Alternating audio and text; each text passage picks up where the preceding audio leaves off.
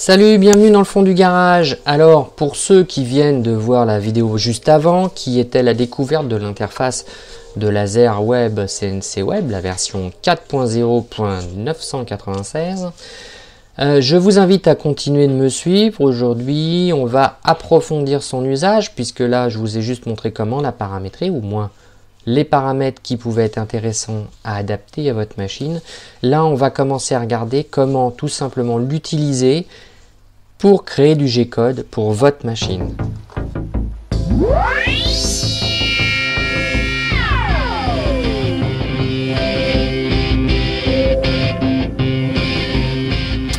Alors dans un premier temps, ça suppose que tout ce qui est setting, vous ayez créé votre machine. Je ne reviens pas dessus, on a fait le tour. On va commencer par tout simplement le commencement, à savoir on ne dessine pas avec Laser Web. On a la possibilité uniquement de créer du G-code à partir d'un certain nombre de choses. Et cette chose, on va la commencer sous Inkscape. Qu'est-ce qu'on a d'intéressant ici? Alors on a ces deux objets qui sont sur deux calques différents, rond et carré. Ces deux calques, je les ai renommés, sinon ils s'appellent 1 et 2 tout simplement. Et là j'ai rond 1, le rond, et carré. Donc ça c'est les identifiants de l'objet. Lorsqu'on crée un objet, on va créer un multiligne, par exemple, n'importe lequel, un truc tout basique. Il a un nom Super Zarbi. On n'est pas obligé de le renommer. Il se trouve sur le calque que vous avez choisi, ce qui est tout à fait normal, mais on n'est pas là pour faire parler de Inkscape. Si je fais différents objets, c'est surtout pour vous montrer dans Laser Web comment que ça se passe. J'enregistre l'ensemble et maintenant on va l'ouvrir dans le logiciel. Pour ce faire, on va dans File, File comme vous voulez, où là on ajoute le document. Là, il va créer ce document là. Vous avez vu, on a le petit plus. Et là, on découvre à nouveau deux éléments qui sont des layers. Donc les fameux layers, donc on a vu ici. Sauf que là, ils ont un nom. Et dans Laser Web, il ne prend pas le nom spécifique à Inkscape. C'est valable pour d'autres logiciels qui font du SVG. On a donc en dessous, à nouveau, un petit plus. Et là, on va retrouver les différents éléments qu'il y a pour chaque couche, pour chaque niveau. Et dans l'autre, on va retrouver le rond. Vous avez vu, lorsque je clique ici, il sélectionne l'objet qui est là. Sur le layer 1, il va sélectionner tous les objets, mais je peux aussi les sélectionner individuellement. Lorsque je les déplace et que je sélectionne à nouveau, il me choisit tout. Si par exemple, vous voulez découper une nervure, il peut être vous allez importer la nervure ou l'objet. Une nervure, pour ceux qui ne savent pas en modélisme, c'est ce qu'il y a dans l'aile d'un avion. Si vous voulez la découper ajourée, vous allez amener la totalité de la forme du dessin de cette nervure là, et la partie intérieure va peut-être être tout simplement, on va dire, indépendante de la partie extérieure. Je vous montre. Cet objet là, je le crée une première fois comme ça, donc tout seul, et pour mieux le voir, on va le mettre sur un calque nervure à part, qui donc ne s'appellera pas nervure, mais comme on va le mettre tout en haut, il va être layer 3, n'est-ce pas? Donc là, il est tout seul, je vais le coller, et là, par contre, cette deuxième version, je vais le grouper. Voilà, on a un seul et unique objet. Là, ils sont complètement indépendants, et là, il est en un seul objet. Alors, on peut le dégrouper, travailler dedans, mais comme je vous disais, ce n'est pas l'objectif d'Inkscape. Nous avons à nouveau deux objets supplémentaires qu'on reconnaît parfaitement bien.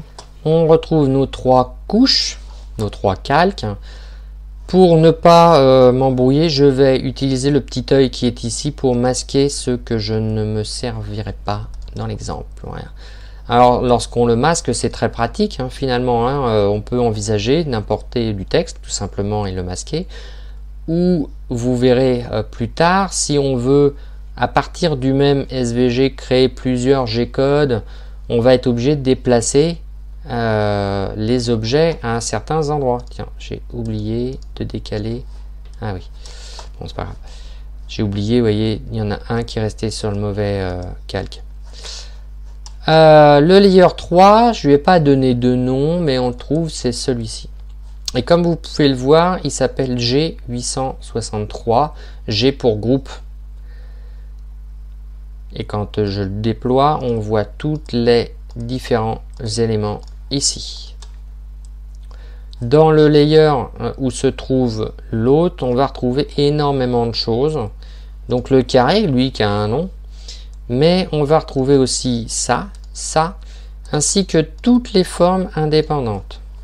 Pourquoi je vous dis ça? Parce que si vous faites beaucoup d'objets comme celui-ci, à découper, comme la nervure, je veux dire, si vous souhaitez en amener beaucoup et effectivement être sûr de ce que vous faites, il va falloir vous organiser en les groupant, mais aussi en les distribuant dans un certain nombre de layers, de calques, et en leur donnant des noms. Alors ça peut être long, c'est vrai, mais c'est quand même vachement plus pratique une fois que c'est fini. La preuve, ça ne nous empêche pas d'enlever un parcours ou de le modifier ou de le déplacer, hein, comme celui-là par exemple. Si je veux l'enlever, je peux.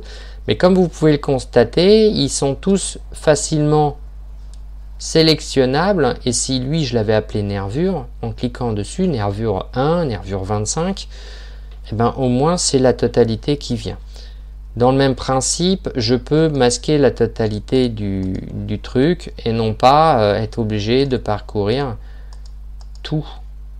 Donc là, ça va que j'ai que 3 objets, mais quand on commence à en avoir énormément, eh ben, c'est quand même vachement pratique. Voilà. Bien sûr, comme pour beaucoup de choses, on peut à la fois les masquer, mais aussi on peut les supprimer. Alors du coup, comme celui-là, moi j'en veux pas. Je vais démasquer ça et je vais les supprimer avec la petite croix qui va bien. Voilà. L'autre truc, c'est que quand vous cliquez sur l'ensemble des pattes, des chemins, il ne sélectionne pas tout, il ne sélectionne que le chemin concerné. Lorsque vous avez de multiples chemins non fermés, vous allez donc être obligé de cliquer les uns indépendamment des autres. C'est pour ça aussi l'intérêt du groupe qui vous permet de sélectionner tout d'un seul coup. Voilà. Parce que vous ne pouvez pas faire de glisser sélectionner. Hein. Là, hein. On clique dessus, ça le sélectionne, mais on ne peut pas faire un carré, je veux sélectionner cette zone-là. Ça ne marche pas. C'est objet par objet. À partir de là, vous avez constaté, on peut déplacer les objets rapidement ou alors en utilisant le petit boîtier qui apparaît là. On a les positionnements ici, soit par rapport à l'enveloppe, au tour extérieur, hein, donc la partie qui est là, entre cette distance ici et le bord et là, hein, soit par rapport à l'épicentre de l'objet, donc sur l'enveloppe globale, il a son centre peut-être qui est là, ou lui qui est ici, soit sur la partie maximum, c'est-à-dire l'opposé du 0, 0, on est par là, donc on est, voilà, on est ici en fait, on ne le voit pas, mais voilà, sur le carré, ça représente le max ici, le centre ici, et le min ici, 0, 0, max ici. On a les dimensions de l'objet, et comme vous pouvez le voir, on peut le retailler, soit en mode identique, c'est-à-dire respecter les proportions avec la coche, soit sans respect de proportions. On peut le faire tourner dans un sens. Donc là, on le fait tourner de l'angle qui est indiqué là. Soit je peux faire directement du mirroring. Hein. Voilà. Ici, c'est tout simplement pour déplacer rapidement l'objet en zone ici. Pac. Pac. On a les autres hein, qui correspondent exactement à la même chose. Regardez. Tac. Très pratique. Parce que si vous n'avez pas plusieurs objets, bah, vous les redéfinissez toujours par rapport au 0. Comme ça, vous savez à partir de dans quel endroit vous allez démarrer votre usinage ou votre gravure. Hein, l'avantage d'une CNC, contrairement à une imprimante, c'est que vous avez un 0 absolu qui est lié au min, aux fins de course, et le 0 relatif qui est lié à l'endroit où vous vous trouvez. Donc quand vous réinitialisez votre 0 relatif, vous mettez tous les axes à 0, il va prendre celui-ci pour démarrer votre usinage. Ce qui fait que vous pouvez effectivement faire où vous le souhaitez sur votre pièce le travail qui est requis. Vous n'avez pas besoin de vous prendre la tête à savoir où est-ce qu'il va aller et comment creuser la pièce dans la zone là pour effectivement que ça soit au bon endroit sur la réalité. Hein. C'est quand même nettement plus pratique. Vous pointez votre machine ou votre laser sur l'angle de votre carré par exemple si vous voulez graver quelque chose dedans et vous tirez, pac, et lui tant que le carré et la gravure commencent à 0, vous n'avez pas de problème. Voici pour le positionnement, vous voyez, c'est assez simple. Donc maintenant qu'on a vu comment positionner un objet dans l'interface, comment la déplacer, donc avec le clic gauche, zoomer avec la molette, hein, on va tout simplement attaquer le choix du G-code qu'on souhaite faire. Donc là, je vais vous faire voir pour un objet. On va prendre donc le plus compliqué, la nervure. L'objectif ici, ça va être de balayer le fonctionnement pour la partie laser. Qu'est-ce qu'on voit apparaître lorsqu'on a drag and drop le document? Il a créé un objet qui est ici, dont on voit le descriptif qui est le laser cut, c'est-à-dire la découpe laser. Ça, c'est la première chose. On voit apparaître le petit dessin qui, pour le laser, n'a pas spécialement beaucoup d'importance et il en a plus pour le milling. On a donc la possibilité de donner un nom à l'ensemble, tout simplement parce qu'on peut l'enregistrer dans les matériaux. Ici, on a la puissance du laser, donc c'est de la découpe, donc j'ai besoin de 100% sur par exemple 3 passes avec une profondeur qui au final pour chaque passe va être de 1 mm, donc il va descendre de 3 mm hein, l'un et l'autre. Oh, et je veux une vitesse de 1000, c'est la vitesse d'avance. À la vitesse d'avance à la découpe, pas la vitesse d'avance maximum en travelling. Hein. Ça c'est quelque chose qui est paramétré dans le contrôleur. Ici, nous arrivons aux macros. Les macros, qu'est-ce que c'est? Eh bien, c'est celles que nous avons éventuellement définies dans la partie setting. Ces toutes petites macros qui vont vous permettre de démarrer, arrêter, ce que vous voulez. Ou tout simplement refaire un 0 à la fin de votre opération. Par exemple, au démarrage, vous voulez vous assurer que ça soit à l'arrêt. Et lorsque vous avez fini, vous remettez aussi XY, ça revient à 0, et vous arrêtez le laser. Donc vous pouvez les cumuler, ces macros. Prépasse, et ben comme il fait 3 passes, hein, on peut souhaiter, par exemple, entre chaque passe, qu'il retourne à 0. Voilà, ça n'a pas beaucoup d'intérêt. Ici, c'est quelque chose qui, pour le laser, a priori, n'a pas d'intérêt. Il s'agit, les tabs, c'est des points d'attache. Des points d'attache en découpe. C'est surtout très intéressant quand on découpe avec une fraise pour que l'objet ne bouge pas lorsqu'on fait son périmètre, quand on le détourne en fait. Hein. Là, sur le laser, la pression exercée sur la pièce en latéral est inexistante quasiment, sauf si vous avez un jet d'air.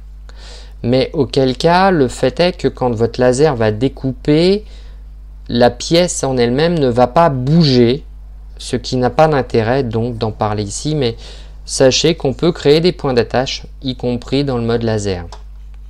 Mais on en parlera lorsqu'on fera une découpe en milling. Une fois que vous avez saisi tous les paramètres, eh ben, vous pouvez générer le G-code.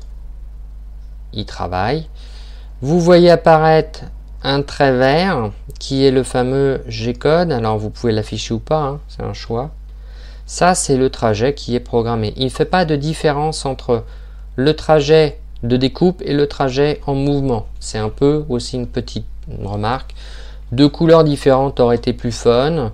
Un vert pour le déplacement rapide et un rouge pour le déplacement en découpe. Parce que du coup, bon, c'est un peu couillon, quoi. Hein, faut dire ce qui est. À partir de là, on peut le voir. Et donc là, on va voir tout le G-code tel qu'il est réalisé. On voit apparaître les caractéristiques de ce qu'on a renseigné. Donc ça, c'est très pratique. Les macros qu'on a créés, vous voyez. Pré-opération, pré-passe. On a fait 2 fois le même, mais c'est normal. Il attaque une passe, même si c'est le début d'une opération. Et ensuite, il attaque. Première passe, il fait le premier objet. Là, on retrouve les autres passes où ils fait les autres objets. Vous voyez, les 3, on a les 3 objets, les 3 passes. Et enfin, on a une nouvelle macro qui correspond au renouvellement de la prochaine passe. Donc là, on retrouve tout notre G-code parfaitement calculé. Comme on peut bien entendu l'enregistrer, ce qui paraît bête, mais ce qui est quand même de base. Et bien entendu, on peut effacer la partie G-code. Ça efface pas ce que vous avez créé ici. En dehors de couper, qu'est-ce qu'on a? Bah oui, parce que vous doutez bien que on peut faire bien d'autres trucs. Alors, lorsqu'on veut faire autre chose que de la découpe, on peut couper à l'intérieur. Faire une découpe intérieure. On précise le diamètre. Vous voyez là? Le diamètre qui est ici. Le diamètre du laser. Alors, par défaut, un diamètre de laser classique, c'est 0,2 mm. Maintenant, si vous utilisez un laser industriel ou un gros laser, on peut monter jusqu'à 1 mm. Voir si vous l'utilisez pour faire de la découpe plasma, puisque c'est à peu près le même usage, forcément, là, on tape plus dans les 5 mm. Donc, c'est important donc, de lui préciser l'intérieur. Voilà. Vous avez la même chose pour l'externe. C'est logique.